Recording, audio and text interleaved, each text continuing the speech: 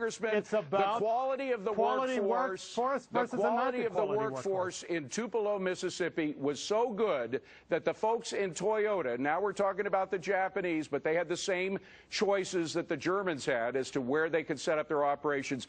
They set up their operations in Tupelo, Mississippi, based not on the amount of money that they had to pay, but on the quality of the products that were being made there. It's not just about money, is it?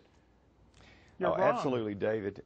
What's happening is that companies and manufacturing in particular and jobs are moving mainly to the South and to the right-to-work states. And, you know, empirical data is this. Remember that General Motors was once the giant automaker, and look at the wasteland today that we call Detroit, Michigan. It's actually just the opposite of what this gentleman says. Unions have been destroying manufacturing for years. They've been driving the cost of labor up sky high and making us uncompetitive. So these companies have finally wised up and said, we've got to move where the labor costs are good, but also the quality of the workers are good. And frankly, I'm quite insulted, being from the South myself, that anyone without any data to support it would say that Southern workers provide less quality.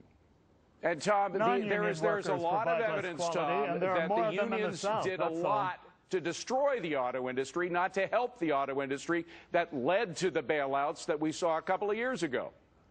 And Ford and GM are doing much better relative to our Asian competitors at the moment. Of course they are, because they had a free check from the government. Yeah, you want to talk about free lunch? There it was. We have a basic in this country. Well, Tom, you asked me a question and let me finish. Congressman, go ahead. You've been on a lot longer than he has. Go ahead, Congressman. General Motors has been run now for the last year or two. Look, if you want to have a fair program and you're blasting me, let me talk. Tom, excuse me, you talked for the better part of 10 minutes. Let me give the congressman a chance to talk. Go ahead, Congressman. Yeah, we call that a filibuster here in Washington. Look, yes, General Motors. We're going to have to cut your mic if you keep interrupting. Go ahead, Tom. Go ahead, Congressman. Excuse me. General Motors is now run by the unions as well as the administration, as you know. They have been shuffling money around after they were bailed out to make it look like they're making a profit, but they're not really doing well. They're not being competitive.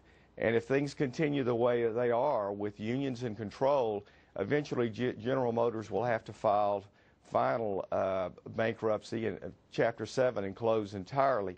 So I can tell you that the South is providing a very favorable environment.